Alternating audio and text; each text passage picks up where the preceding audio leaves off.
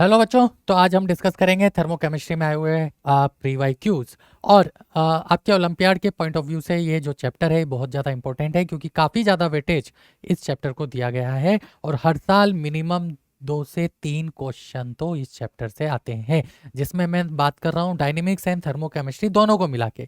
ठीक है, तो कभी कभी केमिस्ट्री से 2 आ जाते हैं, डायनेमिक्स से 1 आ जाता है, कभी कभी डायनेमिक्स से 3-4 आ जाते हैं, केमिस्ट्री से 1 आ जाता है ना। तो ये मिनिमम 3 क्वेश्चन तो आपको जरूर देखने को मिलेंगे इन दोनों चैप्टर को मिला के। तो हम पहले बात कर लेते हैं थर्मोकेमिस्ट्री की।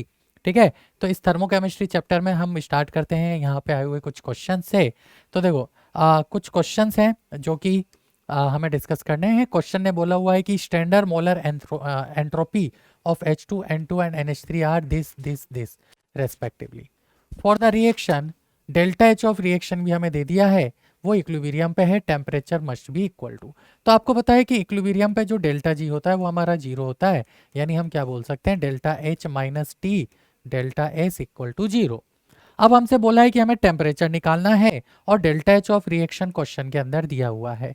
तो हमारा काम क्या है, हमारा टास्क है कि डेल्टा एच ऑफ रिएक्शन को यहाँ पर आइडेंटिफाई करना, ये हमारा टास्क है। तो यहाँ से जो टेम्परेचर आ जाएगा वो आ जाएगा delta H of reaction divided by, हमें क्या करना है, डेल्टा एस ऑफ रिएक्शन। अब डेल्टा एस ऑफ रिएक्शन निकालने के लिए उसने देखो सबकी एंट्रोपीज की वैल्यूज हमें दी हुई है, इसका हम यूज करेंगे। ठीक है, एंट्रोपीज हम कैलकुलेट करेंगे और एंट्रोपीज को देख लेते हैं। यस, तो एंट्रोपी हम कैसे निकालें, तो डेल्टा एस ऑफ रिएक्शन जो हम निकालते हैं वो हम कैलकुलेट करते हैं क्या, summation of moles of product into entropy of product minus summation of moles of reactant into entropy of reactant। इस तरह से हम कैलकुलेट करते हैं। तो यहाँ पर देखो हमें क्या दिया हुआ है, मोल्स ऑफ प्रोडक्ट। तो प्रोडक्ट की बात करें, ये रही हमारे पास बैलेंस रिएक्शन। प्रोडक्ट के मोल यहाँ पर 1 है, 1 मोल अमोनिया। और अगर हम सीक्वेंस में देखें तो अमोनिया की जो एंट्रोपी है वो है 193 माइनस रिएक्टेंट। अब रिएक्टेंट में N2 के हाफ मोल हैं, तो हाफ मोल N2 इनटू इसकी जो एंट्रोपी है वो मिडल वाली है यानी 190 प्लस 3/2 मोल ऑफ H2, और इसकी जो एंट्रोपी है वो 130 है। तो ये हमने यहाँ पे रख दिया। तो इसकी वैल्यू बहुत ही सिंपल है, कैलकुलेशन हमारी थोड़ी सी आसान दी हुई है। तो ये हमारा 190 है, ठीक है, तो ये 95 हो जाएगा, और ये हमारा 3/2 है। तो सीधा सीधा आप क्या करो, 3 इंटू 65 कर लो। तो यहाँ पर हो गया 193 माइनस 95 प्लस 195। तो ये कितना आ रहा है, ये आ रहा है हमारे पास 193 माइनस 290। ठीक है, इन दोनों का एडिशन जब आप करोगे तो ये 290 देगा। तो ये हमारे पास क्या आ गया, ये हमारे पास आ गया माइनस का, अगर इन दोनों का डिफरेंस देखें तो 97। अब हमें डेल्टा एस मिल गया, टेम्परेचर निकालना है। Delta H of reaction question ने दिया है, यूनिट का थोड़ा सा ध्यान में रखने की जरूरत है कि यूनिट हमारी वहाँ पर किलो जूल में है। ठीक है, जनरली गलती यहीं पर होती है, आप लोग क्या करते हो, यूनिट पे ध्यान नहीं देते हो और एज इट इज रख आते हो। तो माइनस का 45 इंटू 10⁻³ यानी 45,000 डिवाइडेड बाय हमारा क्या हो गया, 97। तो ये हमें अब कैलकुलेट करना है, और कैलकुलेट करके हमें क्या करना है, आंसर निकालना है। तो ये हमारा कुछ अच्छा, यहाँ भी माइनस साइन है, तो ये हो जाएगा minus minus science cancel out, 463 point something देगा। तो 463 पॉइंट समथिंग के आसपास जो हमारा ऑप्शन है वो है ऑप्शन नंबर ए। बढ़े आगे। तो ये हमारा फर्स्ट क्वेश्चन था, बढ़ते हैं नेक्स्ट क्वेश्चन की तरफ, क्वेश्चन नंबर 2 की तरफ। क्वेश्चन नंबर 2 ने कुछ तो टेबल में हमें डाटा दिया हुआ है, मॉलिक्यूल्स है और उनकी डेल्टा एच नोड फॉर्मेशन दी है, यानी एंथैल्पी ऑफ फॉर्मेशन से रिलेटेड क्वेश्चन हुआ। ठीक है, क्वेश्चन बोल रहा है ये daily energy requirement of A teenager is 7800 kilo joule, इतना एनर्जी उसको डेली रिक्वायर्ड है। ठीक है, a calculated form of data given in the table below, the amount of glucose has to be consumed per day assuming that entire energy is he required comes from the combustion of glucose, यानी ये जो energy उसको required है ना, ये glucose के combustion से उसको मिल रही है, ऐसा क्वेश्चन बोल रहा है। और ग्लूकोज के कंबशन के लिए हमें यहाँ पर फॉर्मेशन एंथैल्पी दी हुई है। तो हम क्या करें, सबसे पहले हम कंबशन की रिएक्शन लिखते हैं। तो कंबशन की रिएक्शन होगी C6H12 O6 ग्लूकोज है, इसको आप रिएक्ट कराओगे ऑक्सीजन के साथ, 6O2 give 6CO2 plus 6H2। ये हमारे कंबशन की रिएक्शन हो गई। अब हमें सबके फॉर्मेशन की रिएक्शन दे रखी है, और हमें पता है कि जो स्टैंडर्ड स्टेट में हमारे पास रेफरेंस स्टेट जो होती है उसमें एंथैल्पी ऑफ फॉर्मेशन जीरो होती है। इस वजह से यहाँ पर देखो O2 के फॉर्मेशन की एंथैल्पी नहीं दी हुई, क्योंकि वो स्टैंडर्ड स्टेट रेफरेंस स्टेट में है, तो उसे हम जीरो मान के चलेंगे। तो वैसे देखा जाए तो इसके दो तरीके होते हैं। एक तो ये है कि हम रिएक्शंस लिख लें इनके फॉर्मेशन की और उससे ये रिएक्शन डिराइव करें और फिर एंथैल्पी निकाल लें। एक सीधा सा सिंपल सा तरीका है टाइम जिससे हमारा बच जाता है। तो हम डेल्टा एच ऑफ रिएक्शन कैसे कैलकुलेट करेंगे? तो delta H of reaction similar way में कैलकुलेट करेंगे, summation of moles of product into enthalpy of product of formation in standard state minus summation of moles of reactant into enthalpy of reactant. ठीक है, कौन सी वाली? Formation वाली in standard state. तो अब हमें प्रोडक्ट भी पता है, अब हमें रिएक्टेंट भी पता है, सबकी वैल्यूज हमें पुट करके सॉल्व करना है मात्र, और उसके बाद फिर हम देखेंगे कि वो एनर्जी के साथ कैसे रिलेट करेंगे। तो जब भी कंबशन होता है ग्लूकोज का, हमेशा 1 मोल कंबशन करते हैं, तो 1 मोल के लिए कितना एंथैल्पी चेंज आ रहा है वो कैलकुलेट पहले हम कर लेते हैं। तो प्रोडक्ट में CO2 है, CO2 के मोल है 6 और CO2 की जो एंथैल्पी है वो है -394। ठीक है, प्लस H2O के मोल हैं 6 और H2O की जो एनर्जी है वो हमारे पास है -286। ठीक है, तो ये हमारा प्रोडक्ट हो गया। माइनस, अब हमें रिएक्टेंट की बात करनी है, तो रिएक्टेंट में हमारे पास O2 है, तो O2 का जो एंथैल्पी ऑफ कंबशन होता है वो जीरो होता है, प्लस ग्लूकोज, ग्लूकोज का उसने दिया हुआ है माइनस का 1273। ठीक है, तो यहां से हमें मिलेगा डेल्टा एच ऑफ रिएक्शन। ये डेल्टा एच ऑफ रिएक्शन निकालने के बाद हम क्या करेंगे, हमें देखना है कि ये कितना मोल के लिए जनरेट होगा। यानी यहाँ से जो डेल्टा एच मिला ना, ये हमें 1 मोल के कंबशन से एक्सचेंज होने वाली एंथैल्पी। तो इसको जब हम सोल्व करेंगे तो इसको सोल्व करने पर ये जो वैल्यू देगा ना, ये देखो कंबशन है तो ये हमारे पास आ जाएगी माइनस का 2807। अब यूनिट का ध्यान रखना है, तो ये हो जाएगी किलो जूल। यानी 1 मोल ग्लूकोज के कंबशन से 2807 किलो जूल एनर्जी रिलीज हो रही है। टोटल एनर्जी जो उसको चाहिए वो 7800 किलो जूल की रिक्वायरमेंट है। तो total energy required is 2807 into number of moles which is equal to कितना होना चाहिए 7800। तो यहाँ से मोल की वैल्यू आ गई, दोनों को डिवीजन करेंगे तो 2.77।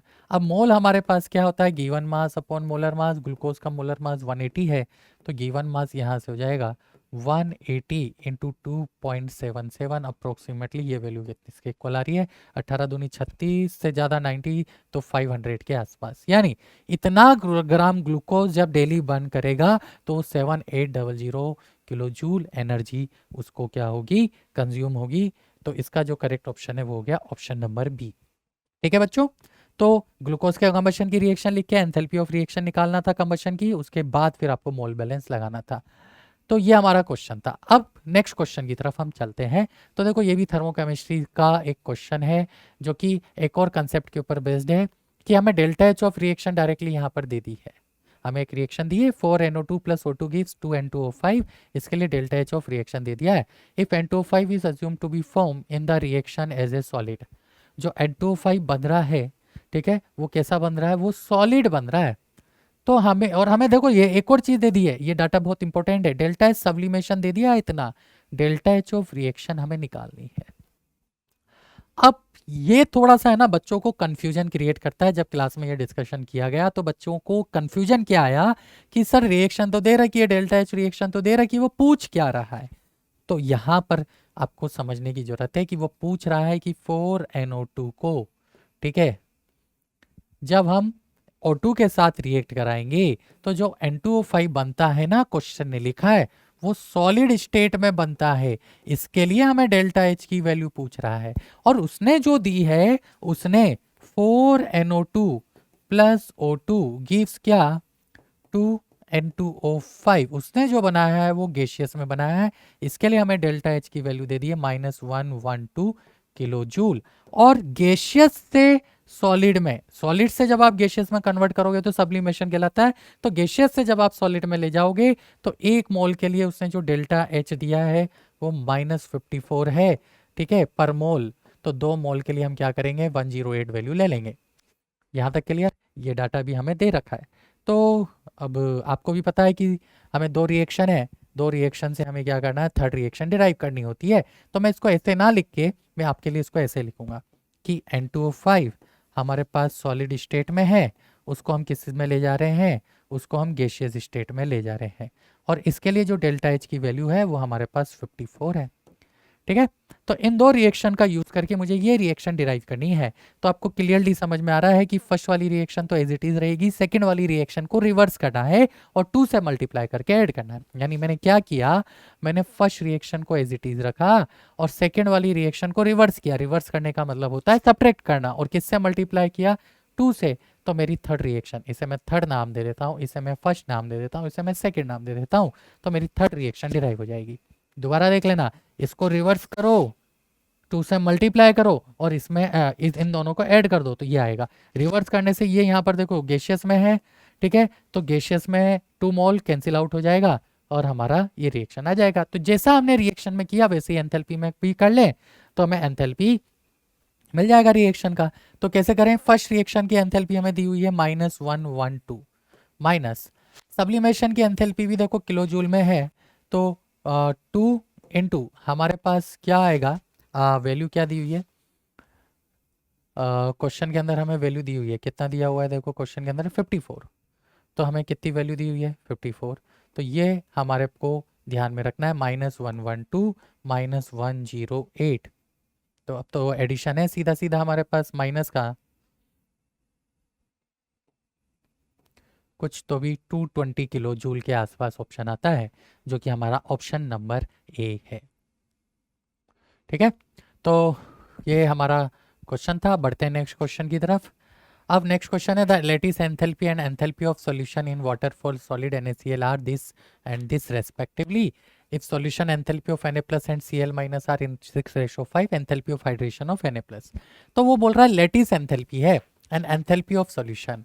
तो लेटिस एंथैल्पी का मतलब क्या हुआ कि जब Na प्लस, ठीक है, gaseous and Cl minus gaseous आपस में कंबाइंड होके NaCl फॉर्म करते हैं तो उसमें जो एंथैल्पी चेंज होता है वो 753 है। इतनी एनर्जी यहाँ पर रिलीज होगी, ठीक है, इतनी एनर्जी क्या होगी यहाँ पर रिलीज होगी। तो डेल्टा एच हो जाएगा -753। एक मोल आयनिक कंपाउंड के फॉर्मेशन में फ्रॉम इट्स रेस्पेक्टिव आयन जितना अमाउंट ऑफ एनर्जी रिलीज होता है that is called lattice energy. या इसको हम रिवर्स भी ऐसा बोल सकते हैं कि एक मोल आयनिक लेटिस को ब्रेक करने के लिए in respective ion gaseous state में जितना अमाउंट ऑफ एनर्जी दिया जाता है वो लेटिस एनर्जी कहलाता है। ठीक है, तो ये हमें दिया हुआ है। फिर उसने बोला भी है कि जो एंथैल्पी ऑफ सॉल्यूशन है इन वाटर, यानी ये जो NaCl बनेगा, इस NaCl को जब हम वाटर में डिसॉल्व कर रहे हैं, ठीक है, तो NaCl एक्वस हो जाएगा। तो इसके लिए जो एंथैल्पी है वो हमें क्या दिया हुआ है, वो हमें 5 किलो जूल दिया हुआ है। ठीक है भाई, यहां तक क्लियर है। तो एक्वस NaCl का मतलब बाय डिफॉल्ट होता है कि वो Na plus aqueous and Cl minus aqueous में प्रेजेंट है, इसका मीनिंग ये होता है। ठीक है, तो अब क्वेश्चन बोल रहा है कि हमें enthalpy of hydration of Na plus ion बताना है। Na प्लस यानी जो गैसियस में है उसको हम पानी में डिसॉल्व करा रहे हैं और वो क्या हो रहा है, वो Na प्लस किस में जा रहा है, एक्वस में जा रहा है। तो इसके लिए डेल्टा एच की वैल्यू क्या होगी ये आप लोगों को बताना है, ऐसा क्वेश्चन बोल रहा है। बहुत ही बढ़िया। अब हमें पता है कि ये जो रेशो है ना 6:5 है, यानी इसका जो अमाउंट होगा ना वो 6/11 इंटू टोटल डेल्टा एच होगा। क्यों, क्योंकि 6:5 में तो उसमें Na प्लस का कंट्रीब्यूशन 6/11 हो गया। तो अब तो हमें डेल्टा एच की वैल्यू चाहिए, टोटल एंथैल्पी चेंज कितना हो रहा है। तो -753 क्या हो रहा है, रिलीज हो रहा है, प्लस 5 किलो जूल हमें उसको डिसॉल्व करने के लिए देना पड़ रहा है। तो ओवरऑल जो एंथैल्पी चेंज हुआ डेल्टा एच ओवरऑल वो हमारा आ गया कितना, इन दोनों का addition -753 plus 5 which is equal to -748 kilo joule.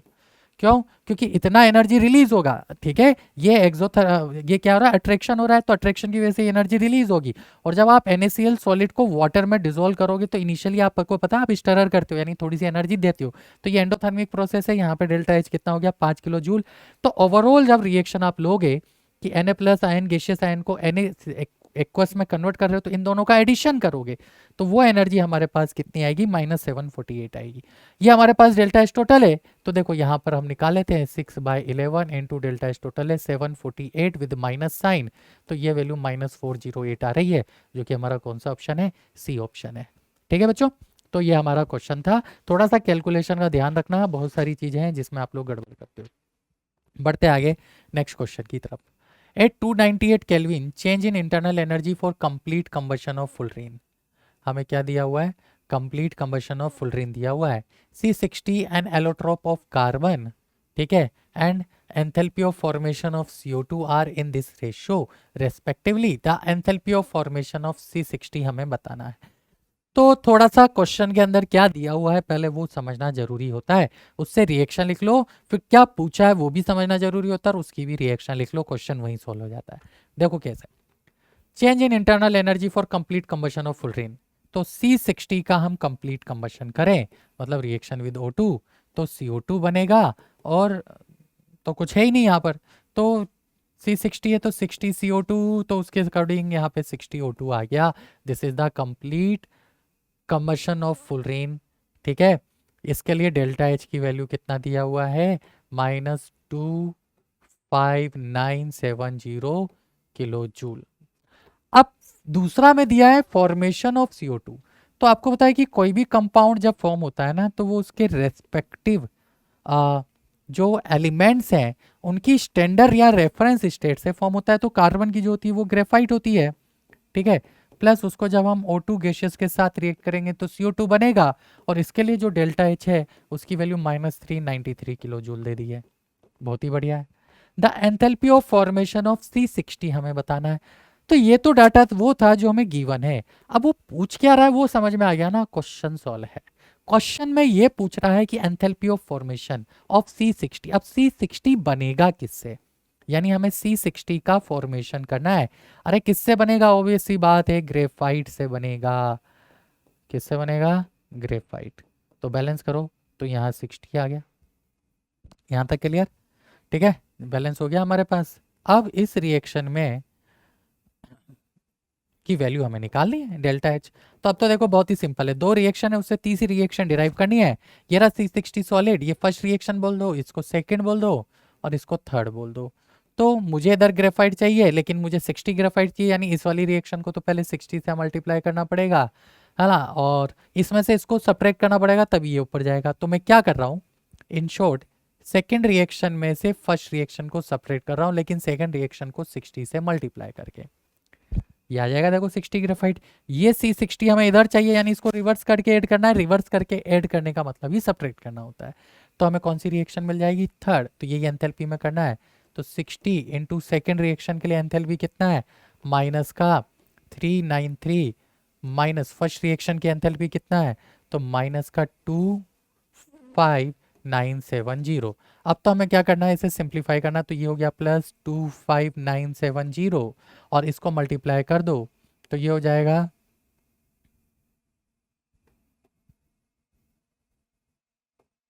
कुछ तो भी -23,580।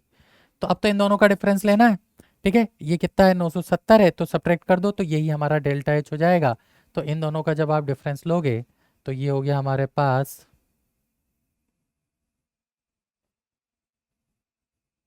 तो ये हो गया कुछ तो भी 23 प्लस का आएगा 2390 kilo joule, yes, plus sign 2390 kilo joule. तो ये हमारे पास एंथैल्पी चेंज है। तो बच्चों कैलकुलेशन है, बाकी तो कंसेप्ट तो ये है कि दो रिएक्शन उन्होंने बोल के दे दी, तीसरी रिएक्शन की एंथैल्पी आपसे पूछी है, तो ऐसे ही कंसेप्ट होते हैं। अब कोई फॉर्मूला लगाता है, कोई क्या करता है, सबसे बेस्ट तरीका होता है आप रिएक्शन लिखो, रिएक्शन से रिएक्शन डिराइव करो, कहीं गलती नहीं होगी, ना साइन में गलती होगी, ना वैल्यू में गलती होगी, ना किसी डेटे को रखने में गलती होगी।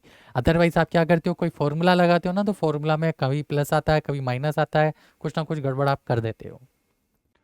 चलो बढ़ते हैं आगे, तो नेक्स्ट क्वेश्चन की तरफ हम मूव करते हैं। तो नेक्स्ट क्वेश्चन में हमें क्या दिया हुआ है, नेक्स्ट क्वेश्चन में दिया हुआ है कि 3 sample of 100 gram of water है, sample 1, 2 and 3 initially kept at 1 atm pressure and 298 kelvin. तीनों सैंपल का इनिशियल जो टेम्परेचर है वो कितना दिया हुआ है, 298 केल्विन दिया हुआ है, 298 केल्विन, ठीक है। Were given the following treatments. अच्छा, sample 1 was heated to 320 kelvin. चलो देख लेते हैं, जैसा जैसा बोल रहा है तो इसका फाइनल हो गया 320 केल्विन तक इसको हीट कर रहे हैं, एंड कूल टू 298, और फिर वापस 298 केल्विन ले जा रहे हैं। Sample 2 was heated to 300 kelvin, देखो लिख दिया, एंड कूल टू 273, यहाँ तक हीट कर रहे हैं हम, और फिर उसको कूल कर रहे हैं किस पे, 273 पे, ठीक है। एंड हीटेड, उसके बाद वापस से हीट कर रहे हैं, यानी पहले ऐसे किया, 300 तक टेम्परेचर ले गए, 300 से 273 ले गए कूल करके, और 273 से उसका फाइनल वापस से 298 आ गया, ठीक। लंबा चौड़ा कुछ प्रोसेस किया। सैंपल 3 वाज हीटेड टू 373, 298 से पहले 373 ले गया गया इसको, फिर वापस से उसको 298 पहले ऐसे ले गए फिर ऐसे ले गए, यानी कहने का मतलब क्या है, सब पहले 298 पे थे, बाद में भी किसी ना किसी तरह से उसको 298 पे ले आया गया। जब टेम्परेचर ही सेम है तो क्वेश्चन बोल रहा है at the end of these three process the internal energy of all three experimental जो भी सेटअप लिए गए हैं वो सेम होगी, क्योंकि उनका फाइनल टेम्परेचर तीनों का सेम है। तो क्वेश्चन में ज़्यादा कुछ था नहीं, बस ये समझना था कि वो बोल क्या रहा है, ऐसे लिखना था, और क्वेश्चन आपका वहीं सोल्व था। देखो कितना सिंपल क्वेश्चन है, और क्या घुमा के दे दिया। आधे बच्चे इसी में कंफ्यूज हो गए कि सर ये टेम्परेचर को पहले वहाँ ले जा रहा है, फिर वहाँ ले जा रहा है, फिर वहाँ ले जा रहा है, क्या करें, कैसे निकाले रहे, कुछ नहीं। देख तो लो कि 298 से 320 है, 320 से 298 है, 298 से 300 है, 300 से 273, फिर 298 है, तो अल्टीमेटली 298 ही रखा। तो सिंपल क्वेश्चन था, घुमा फिरा के उसने थोड़ा सा क्वेश्चन को बिल्कुल ही ख़त्म करने की कोशिश करी कि थोड़ा तूफानी बना दें, बट तो क्वेश्चन बिल्कुल सिंपल ही निकला। आगे, हाँ अब ये देखो कुछ तो भी है ना, थर्मोकेमिस्ट्री के क्वेश्चन आते हैं ना तो कैलकुलेशन तो आती है ना। कैलकुलेशन के बिना तो क्वेश्चन बन ही नहीं सकते, ये तो आप मान के ही चलो, कैलकुलेशन हमें आनी जरूरी है। क्वेश्चन बोल रहा है कि हाइड्रोजन जो कि N2H4 होता है is used in rocket fuels, ठीक है भाई सभी को पता है, and can be obtain by the reaction of ammonia and hydrogen peroxide. और इसको हम कैसे ऑब्टेन कर सकते हैं, तो हम हाइड्रोजन पेरोक्साइड और अमोनिया की रिएक्शन से इसको ऑब्टेन कर सकते हैं। रिएक्शन हमें दे दी, ये रहा, अमोनिया जब हाइड्रोजन पेरोक्साइड के साथ रिएक्ट करेगा तो N2H4 और H2O बनाएगा, ठीक। डेल्टा एच नोट रिएक्शन हमारे को दिया हुआ है -241 किलो जूल पर मोल, ठीक है। If delta H note formation of ammonia, देखो फॉर्मेशन दिया हुआ है हमें, ये ध्यान रखना, अमोनिया का, H2O2 का, H2O का, ये तीनों वैल्यू दे दी गई है। तो हम क्या कर सकते हैं, और हमें डेल्टा एच ऑफ रिएक्शन भी दे दिया गया है, तो अननोन क्या है, अमोनिया दे दिया, H2O2 दे दिया, H2O दे दिया, अननोन क्या है, N2H4 का फॉर्मेशन बहुत आसानी से निकाल सकते हैं। और जब फॉर्मेशन आ जाएगा तो उसका उल्टा डिकम्पोजिशन हो जाएगा, तो पहले फॉर्मेशन निकाल लेते हैं फिर बात करेंगे डिकम्पोजिशन ऑफ हाइड्रोजन की। तो रिएक्शन हमारे पास क्या है, एक बार दोबारा लिख लेते हैं, 2NH3 plus H2O2 gives N2H4 plus 2H2O। अब इस रिएक्शन में जब हम डेल्टा एच ऑफ रिएक्शन निकालेंगे तो वो कैसे निकलेगा, वो निकलेगा summation of moles of product into enthalpy of formation of product minus summation of moles of reactant into enthalpy of formation of reactant. इस तरह से हमें डेल्टा एच कैलकुलेट करना होता है। एंथैल्पी ऑफ रिएक्शन हमें दिया हुआ है -241 which is equal to product. अब प्रोडक्ट में देखो N2H4 के 1 मोल है, उसकी एंथैल्पी मैंने x मान ली, प्लस प्रोडक्ट में मेरे पास H2O है, H2O कहाँ है, तो क्वेश्चन में H2O की एंथैल्पी ये रहा थर्ड वाली, तो ये दिया हुआ है मेरे को लास्ट वाला वैल्यू। तो इसके मोल कितने हैं, H2O के 2 हैं, तो 2 इंटू माइनस का 285.8 minus moles of reactant, reactant का है वो अमोनिया एंड वाटर है, तो रिएक्टेंट में 2 मोल अमोनिया के हैं, तो 2 इंटू अमोनिया अमोनिया अमोनिया की एंथैल्पी देखो बच्चों ये रही माइनस का 46.1, ठीक है, फिर प्लस का 1 इंटू H2O2, कहाँ है H2O2, तो H2O2 माइनस का 187, तो माइनस का 187.8, यही है ना। तो ये हमारे पास देखो लंबी चौड़ी कैलकुलेशन है। अब तो बच्चों कैलकुलेशन है ना, कैलकुलेशन मिल गई तो हमें x मिल जाएगा, x मिल जाएगा मतलब हमें एंथैल्पी ऑफ फॉर्मेशन मिल जाएगा, किसका मिलेगा, N2H4 का, ठीक है। तो अब इसको सिंप्लीफाई करना यहाँ पे है, तो इसको x को तो इधर ही रहने देते हैं, बाकी सब इधर ले आते हैं। तो ये -241, ठीक है, ये माइनस इधर आके हो जाएगा प्लस का 2 इंटू 258 नहीं 285.8, ठीक है। ये माइनस माइनस प्लस, तो इधर आके माइनस हो जाएगा 2 इंटू 46.1 और माइनस माइनस प्लस इधर आके माइनस का 187.6। तो इसको जब हम सिंप्लीफाई करेंगे तो ये प्लस का 50.6 किलो जूल पर मोल देगा, जो कि शायद हमारे पास ऑप्शन है, ये हमारा कौन सा हो गया, ऑप्शन नंबर ए हो गया। ठीक है, तो कैलकुलेटिव क्वेश्चन है, कैलकुलेशन थोड़ी सी ज़्यादा है, कंसेप्ट बिल्कुल सिंपल है, कंसेप्ट बिल्कुल सिंपल है। अब बस इसमें देखो गलती क्या होती है यहाँ पे, अब जो आपने ये सॉल्व किया है ना, ये प्लस माइनस साइन का थोड़ा ध्यान में रखने की जरूरत है। क्यों? क्योंकि देखो यहाँ पे दो ऑप्शन है, प्लस के साथ भी और माइनस के साथ भी है।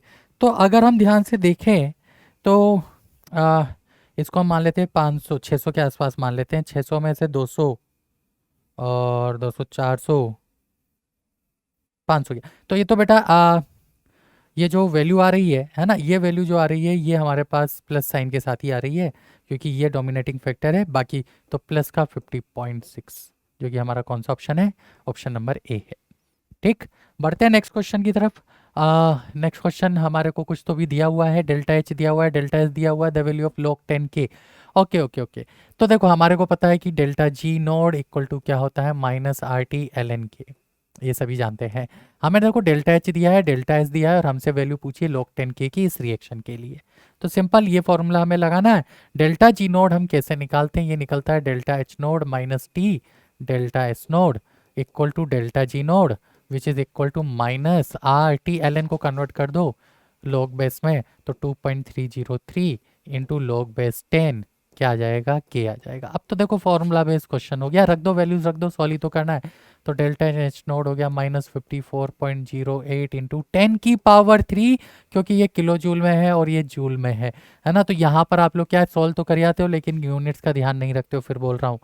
तो माइनस टेम्परेचर 25 डिग्री सेल्सियस मतलब 298 केल्विन है, इनटू डेल्टा एच नोड कहाँ हो गया, 10 हो गया, which is equal to minus R की वैल्यू, आर कहाँ है क्वेश्चन में, तो सब जूल में है, तो जूल में 8.314, टेम्परेचर अगेन हमें दिया हुआ है कितना 298 और इंटू 2.303 इंटू लॉग बेस 10 के। तो ये तो सिंपल कैलकुलेशन बेस्ड क्वेश्चन है ना। इतनी कैलकुलेशन अब आप लोगों को करनी पड़ेगी, और कोई ऑप्शन नहीं है। तो -54080 -2980 इक्वल टू, इसको अप्रोक्सीमेट ले लेते हैं 25/3, तो 300, तो ये अप्रोक्सीमेटली -2500 इंटू 2.303 लॉग बेस 10 के हो गया। तो माइनस कॉमन लेके कट कर दो, ठीक है, तो ये हमारा ऐड हो जाएगा, ऐड हो जाएगा, तो ऐड करके लिख लेते हैं। तो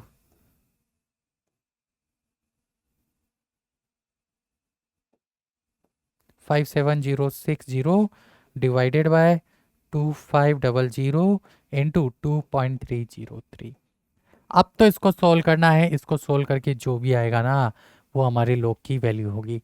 ठीक है, अब तो कैलकुलेशन है मात्र, कंसेप्ट कुछ है नहीं, तो बस सिर्फ कैलकुलेशन है ना। तो कुछ ये जो वैल्यू है देखो, ये और ये जब आप डिवाइड करोगे तो ये वैल्यू ऑलमोस्ट 10 के आसपास आ रही है, क्योंकि 2500 दूनी 5000, 5000 से बड़ी 5700 के आसपास ही वैल्यू जाएगी।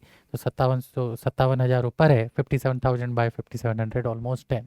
तो ये थोड़ा अप्रोक्सीमेट डाटा आपको लेना पड़ेगा, है ना। या तो आप एग्जैक्टली कर लो, क्योंकि ऑप्शन वैसे तो दूर दूर है, तो आप यहाँ पर अप्रोक्सीमेशन भी लोगे तो काम चल जाएगा।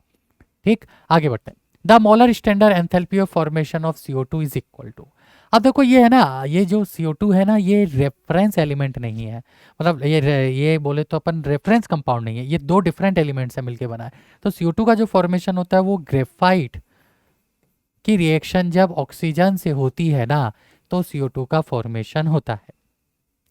तो अब ये बोल रहा है कि ये जो CO2 का फॉर्मेशन, ये एंथैल्पी किसके इक्वल होगी, तो जीरो तो नहीं होगी, क्योंकि रेफरेंस स्टेट में ये नहीं है, रेफरेंस स्टेट ये नहीं है, ये रेफरेंस स्टेट नहीं होती, कार्बन की ग्रेफाइट, ऑक्सीजन की O2 गैसेस होती है, तो इसलिए जीरो तो नहीं है। The standard molar enthalpy of combustion of carbon one of the option है। Standard molar enthalpy of combustion of carbon भी यही होगी। Standard molar enthalpy of combustion of carbon gaseous नहीं होती है। Standard molar enthalpy of combustion of CO भी नहीं होती है। तो इसका जो करेक्ट आंसर आएगा वो बी ऑप्शन आएगा, क्योंकि इस रिएक्शन को अगर आप ध्यान से देखोगे तो ग्रेफाइट का कंबशन ही CO2 दे रहा है एक तरह से। तो ये एक तरह से ग्रेफाइट का कंबशन हो गया या CO2 का फॉर्मेशन हो गया। अब स्टैंडर्ड वर्ड लिख दिया ना, तो यहाँ पे वो ग्रेफाइट मेंशन नहीं करेगा। स्टैंडर्ड मतलब हम मान के चल रहे हैं कि कार्बन की रेफरेंस स्टेट जो कि हम ग्रेफाइट लेके चलते हैं उसके कंबशन से CO2 क्या हो रहा है, ऑब्टेन हो रहा है। ठीक है भाई, बढ़े आगे नेक्स्ट क्वेश्चन की तरफ। तो ये हमारा नेक्स्ट ये क्वेश्चन था। नेक्स्ट क्वेश्चन भी कुछ सिंपल सा ही लग रहा है, देख लेते हैं एक बार कि enthalpy of vaporization of benzene. अच्छा, डेल्टा एच वेपराइजेशन का हमें डाटा दे दिया, कितना 35.3 है। ठीक है, at this boiling it's boiling point of 80 degree Celsius. तो टेम्परेचर 80 डिग्री सेल्सियस दे दिया, केल्विन में कन्वर्ट कर दो, इसमें 273 ऐड कर दो। तो 280 और 80 कितना हो जाता है, ऑब्वियसली बात है 360, तो ये हो जाएगा 353 केल्विन, है ना। ये हमारे पास हो गया। The entropy change in the transition of vapour to liquid at its boiling point. तो बच्चों जब भी कोई ट्रांजिशन होता है, जब भी कोई फेज चेंज होता है, फॉर अ फेज चेंज, अब कैसे निकालेंगे, तो ये याद रखना, फेज चेंज के लिए हम क्या लिखते हैं, डेल्टा जी को जीरो मान के चलते हैं। तो हम क्या बोलते हैं कि delta H upon T equal to delta S हो जाएगा।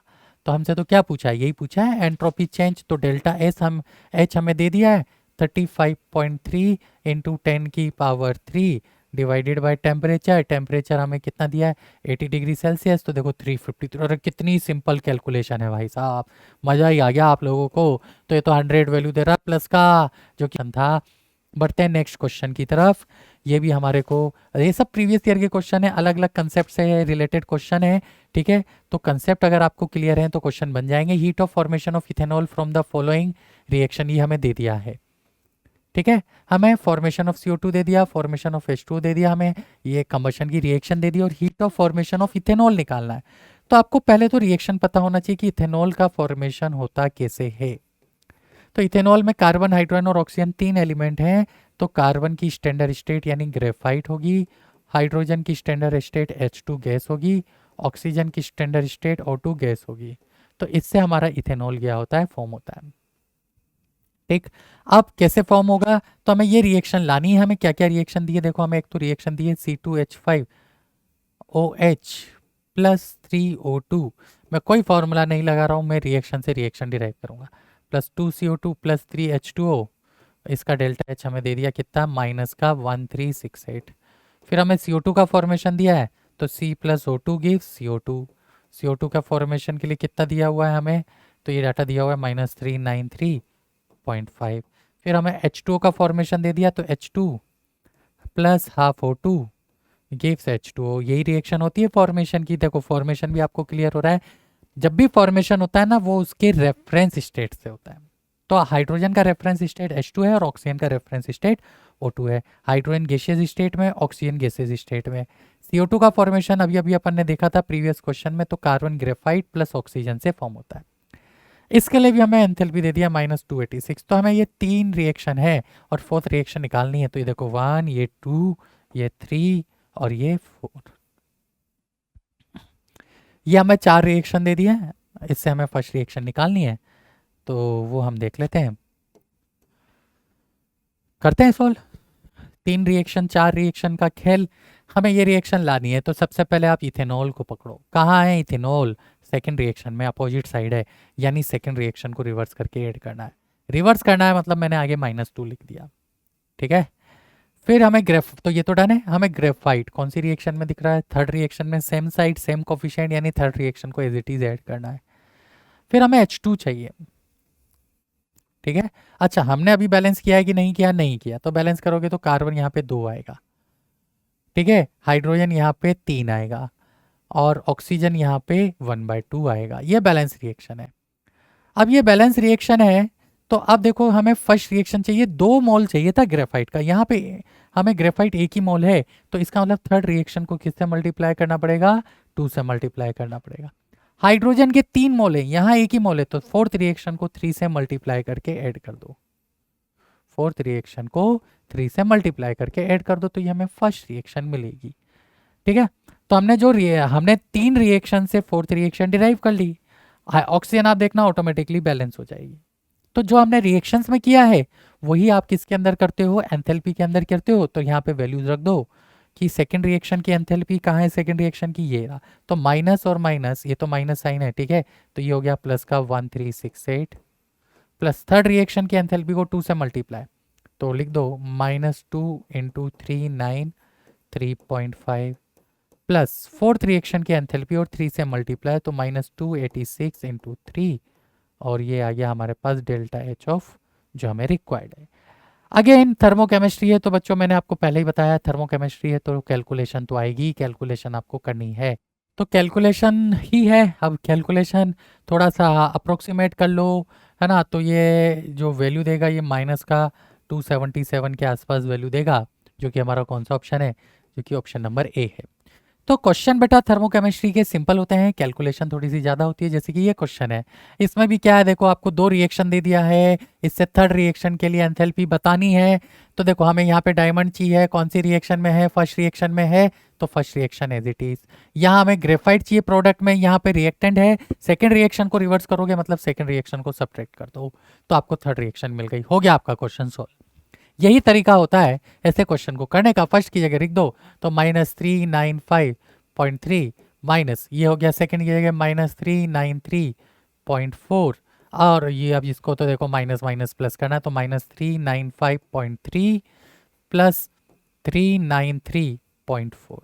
तो एक तरह से देखेंगे तो 1.9 का डिफरेंस आ रहा है, ये वैल्यू बड़ी है तो माइनस का 1.9 आ जाएगा, ठीक है। यानी यानी यानी ये सी ऑप्शन हमारा आएगा। इसका मतलब डायमंड से ग्रेफाइट में कन्वर्जन करते वक्त एनर्जी रिलीज होती है, तो इसका मतलब ग्रेफाइट से डायमंड में कन्वर्ट करना है आपको तो एनर्जी देनी पड़ेगी, ठीक है। इसका मतलब तो यही हुआ, इसका मतलब तो क्लियरली दिख रहा है कि डायमंड से ग्रेफाइट है, एनर्जी रिलीज हो रही है, ना डायमंड से ग्रेफाइट में अपने आप कन्वर्जन हो रहा है, ठीक है। ग्रेफाइट से डायमंड में आपको कन्वर्ट करना पड़ेगा, मतलब graphite is the most stable form of तीनों एलोट्रोप। क्लियर है, कार्बन की मोस्ट स्टेबल फॉर्म ग्रेफाइट होती है, इस वजह से reference enthalpy, standard enthalpy of formation हम ग्रेफाइट की 0 मान के चलते हैं, ठीक है बच्चों। तो बढ़ते हैं नेक्स्ट क्वेश्चन की तरफ। अब नेक्स्ट क्वेश्चन क्या है हमारे पास, विच ऑफ द फॉलोइंग, अच्छा ये एंट्रोपी चेंज से रिलेटेड क्वेश्चन है, और आपको पता है कि जो एंट्रोपी होती है वो मोल ऑफ गैसेस बढ़ने पर इंक्रीज होती है। तो क्वेश्चन बोल रहा है कि which of the following has a positive entropy change, यानी जिसमें प्रोडक्ट के नंबर ऑफ गैसेस मोल ज़्यादा होंगे। तो देखो यहाँ पे रिएक्टेंट में गैसेस के मोल 1 है, प्रोडक्ट में 0 है, तो इसके लिए तो नेगेटिव हो जाएगी, ये तो गलत हो गया। प्रोडक्ट के मोल गैसेस स्टेट में बढ़ेंगे तो एंट्रोपी बढ़ेगी। यहाँ पे गैसेस का 1 और 1 2 है, यहाँ पर तो सॉलिड हो गया, तो ये भी गैसेस मोल डिक्रीज हो रहे हैं, एंट्रोपी डिक्रीज होगी। यहाँ पे 2 और 1 3 है, यहाँ पे 2 है, तो इसमें भी number of gases mole decrease हो रहे हैं, तो ये भी नहीं होगा। यहाँ पे तो सॉलिड है और इधर देखो गैसेस बन रही है, तो गैसेस के नंबर मोल्स बढ़ रहे हैं, गैसेस के नंबर मोल्स बढ़ेंगे तो एंट्रोपी भी बढ़ेगी, इसलिए इसका करेक्ट आंसर होगा option number D. Next question, और कुछ लॉजिक नहीं है उस क्वेश्चन में। नेक्स्ट क्वेश्चन हमें दिया हुआ है कि enthalpies of decomposition of methane CH4 and C2H6 ये स्ट्रक्चर है, ये हम बना लेते हैं ताकि हमें थोड़ा सा क्लियरिटी आ जाए।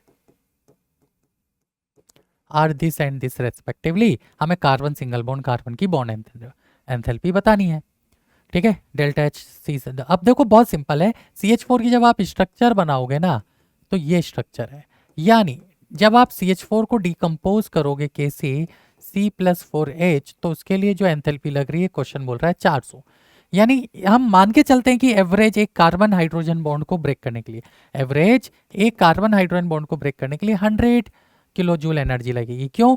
क्योंकि CH4 में 4 कार्बन हाइड्रोजन बॉन्ड है, तो उसके लिए 400 लग रही है, तो एक के लिए कितना हो गया 100, यूनिटरी मेथड से सिंपल है। अब C2H6 में 1 2 3 4 5 6, तो 6 कार्बन हाइड्रोजन बॉन्ड है, जिसको ब्रेक करने के लिए कितनी एनर्जी लगेगी, 600 लगेगी, प्लस एक कार्बन हाइड्रोजन बॉन्ड है जिसको ब्रेक करने के लिए हम मान लेते हैं कार्बन कार्बन बॉन्ड है जिसको ब्रेक करने के लिए x लग रही है, तो टोटल एनर्जी कितनी लग रही है 600 प्लस x, जो कि क्वेश्चन ने कितनी दी हुई है 670, तो यहाँ से x की वैल्यू क्या आ गई 70, जो कि हमारा कौन सा ऑप्शन है, बी ऑप्शन है। तो ये इतना सिंपल हो गया, नो रिएक्शन नो झंझट, सिंपल सा क्वेश्चन कि 4 बॉन्ड को ब्रेक करने के लिए 400 लगती है, एक बॉन्ड को ब्रेक करने के लिए 100 लगेगी, 100 लग गई। उसके बाद C2H6 में 6 बॉन्ड है, तो 6 बॉन्ड के लिए 600 लगेगी, तो x मान लेते हैं उसको, इनका एडिशन 670 आना चाहिए। बढ़ते हैं नेक्स्ट क्वेश्चन पे। ठीक है। अब इस नेक्स्ट क्वेश्चन में क्वेश्चन बोल रहा है for the reaction N2+3H2 gives to NH3 which of the following is correct. तो आपको पता है कि डेल्टा H इक्वल टू क्या होता है, delta E plus delta NGRT। यहाँ पे डेल्टा E इंटरनल एनर्जी, कोई डेल्टा E से लिखता है, कोई इसको डेल्टा U से लिखता है, एक ही बात है, कंफ्यूज होने की जरूरत नहीं है। तो हमें डेल्टा एनजी निकालना है, प्रोडक्ट के मोल है 2 माइनस रिएक्टेंट के मोल है 4, तो ये तो हो गया -2। अब ये नेगेटिव है, नेगेटिव मतलब डेल्टा यू में से हम सब्ट्रैक्ट कर रहे हैं तब डेल्टा एच आ रहा है, तो डेल्टा यू ज़्यादा है डेल्टा एच कम है, डेल्टा एच कम डेल्टा यू ज़्यादा, कौन सा ऑप्शन, ये हमारा सी ऑप्शन होगा। ठीक है बच्चों, तो ये ऑप्शन भी आपको क्लियर है, C is correct answer. Next next question है हमारे पास, ये भी क्या बोल रहा है, अगेन कुछ तो भी कैलकुलेशन है। चलो अब कैलकुलेशन है तो इतने क्वेश्चन जब कर ही लिए हैं तो ये भी कर ही लेते हैं। Calculation enthalpy of formation of carbon dioxide and water, तो फॉर्मेशन लिख दो, कार्बन डाइऑक्साइड कितना है -395 एंड वाटर तो H2 plus half O2 gives H2O liquid by default होता है, तो ये -285 है। The enthalpy of combustion of acetic acid, तो एसिटिक एसिड का जो कंबशन होता है वो CH3COOH प्लस O2 गिव्स क्या देता है बच्चों, CO2 प्लस H2O, यही होता है कंबशन। वो हमें 869 किलो जूल दिया हुआ है, कितना, तो इसमें भी एनर्जी रिलीज होती है तो -869 किलो जूल दे दिया। The enthalpy of formation of acetic acid, अब देखो क्वेश्चन क्या पूछ रहा है, ये डाटा हमें गिवन है, और enthalpy of formation of CH3COOH, अब तो बहुत सारे क्वेश्चन कर लिए हमने इस तरह के, ठीक है। तो वो किससे बनेगा, carbon plus hydrogen plus oxygen, balance करो जरा रिएक्शन को, तो 2 कार्बन है, 2 मॉलिक्यूल हाइड्रोजन के हैं, 1 मॉलिक्यूल ऑक्सीजन का है, तो इन 3 रिएक्शन का यूज करके हमें ये रिएक्शन डिराइव करनी है।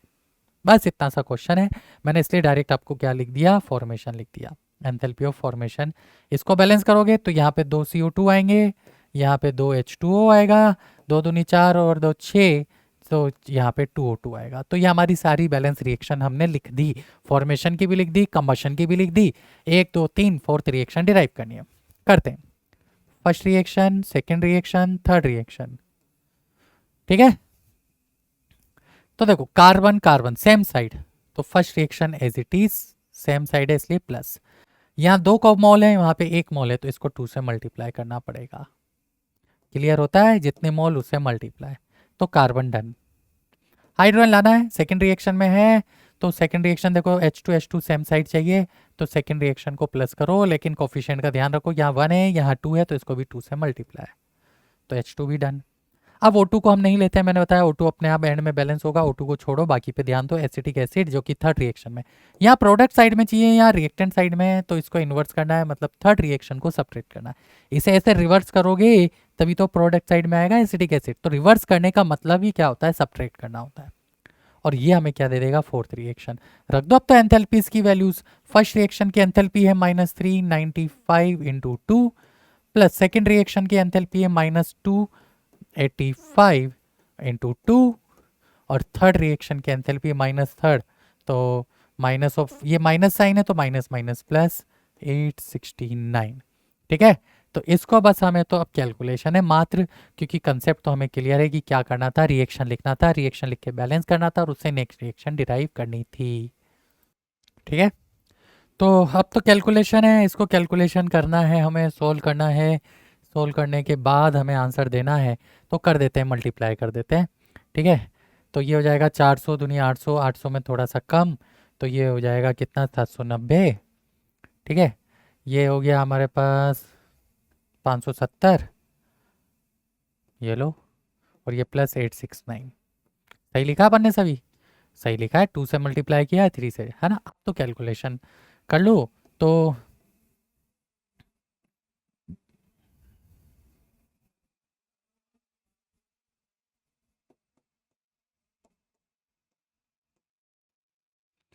ये हमारा आ रहा है 360 और 130, 460, 360 और 491 के आसपास, तो 491 तो एक ही ऑप्शन है भाई, डी ऑप्शन हो गया, तो है ना। लेकिन अब वो बोल रहा है the enthalpy of formation of acetic acid is, तो यहाँ तक सब कुछ क्लियर है, फॉर्मेशन एंथैल्पी है, उसने साइन के बारे में कोई इन्फॉर्मेशन दी हुई नहीं है, हमारे पास जो साइन आ रहा है वो नेगेटिव आ रहा है, तो इसको थोड़ा सा ध्यान में रखना है, ठीक है। चलो कोई बात नहीं, पढ़ते हैं आगे। Next question. नेक्स्ट क्वेश्चन ये है, द बॉन्ड एनर्जी, आपको बॉन्ड एनर्जी दे दी है, द एंथैल्पी ऑफ रिएक्शन। तो बच्चों देखो, जब बॉन्ड एनर्जी दे दिया जाता है ना, तब हमें रिएक्टेंट माइनस प्रोडक्ट करके एंथैल्पी ऑफ रिएक्शन निकालनी होती है। क्यों? क्योंकि यहाँ पे आपने पढ़ा होगा दो डिफरेंट टाइप की एनर्जी होती है, एक बॉन्ड डिसोसिएशन एनर्जी और एक बॉन्ड फॉर्मेशन एनर्जी। तो हम कैलकुलेशन बॉन्ड डिसोसिएशन एनर्जी से करते हैं, ठीक है। तो रिएक्टेंट है, उसमें CH4 है, तो कार्बन की जो एंथैल्पी है 4 × 4 बॉन्ड है भाई CH4 में। इस स्ट्रक्चर तो आपको पता है, ये स्ट्रक्चर होती है, ठीक है। तो ये 4, तो 4 into enthalpy of carbon single bond hydrogen. 4 से क्यों मल्टीप्लाई किया? क्योंकि 4 बॉन्ड है इसमें, प्लस रिएक्टेंट में और क्या है Cl2। तो Cl2 की जब स्ट्रक्चर बनाओगे तो Cl सिंगल बॉन्ड Cl, तो कितने Cl है बॉन्ड है यहाँ पर? एक enthalpy of Cl single bond Cl, एक बॉन्ड इसमें है और टोटल 2 मॉलिक्यूल है, तो 2 से मल्टीप्लाई कर दो, तो ये रिएक्टेंट हो गया। माइनस प्रोडक्ट CH2 Cl2 की स्ट्रक्चर बनाओ, तो ये होता है CH2 Cl2, तो 2 हाइड्रोजन 2 क्लोरीन, तो 2 CCl bond, 2 into enthalpy of CCl plus 2 into enthalpy of CH bond, और HCl में तो एक H और Cl का बॉन्ड है, plus 2 into enthalpy of H और Cl। यहां तक क्लियर? बढ़ते हैं आगे। 4HC कहाँ है? ये रहा। तो 4 इंटू 4 113.8 प्लस 2 CCl 2 इंटू 2 38.0, ठीक है भाई, ये रिएक्टेंट डन। प्रोडक्ट 2HCl कहाँ है भाई? H और Cl बॉन्ड की एनर्जी ये रहा, minus 2 into 429.8 plus 2CH bond की एनर्जी। वैसे तो हम डायरेक्टली कट कर सकते थे, बट लिख दो आप, कट कर देना, 413.8 प्लस 2 इंटू HCl बॉन्ड की एनर्जी, HCl की बॉन्ड की एनर्जी तो हमने लिख दी है, CCl बॉन्ड की एनर्जी हमें लिखनी थी, तो 2 इंटू 327.2। अब तो ये सारी वैल्यूज हैं, इन्हें हमें सॉल्व करना है, कैलकुलेशन करनी है, आंसर निकालना है। तो आंसर जो आएगा माइनस का 202.6 किलो जूल आता है। ये आपकी कैलकुलेशन है। मात्र इतना ही रखते हैं आज के लिए। धन्यवाद, थैंक यू, बाय।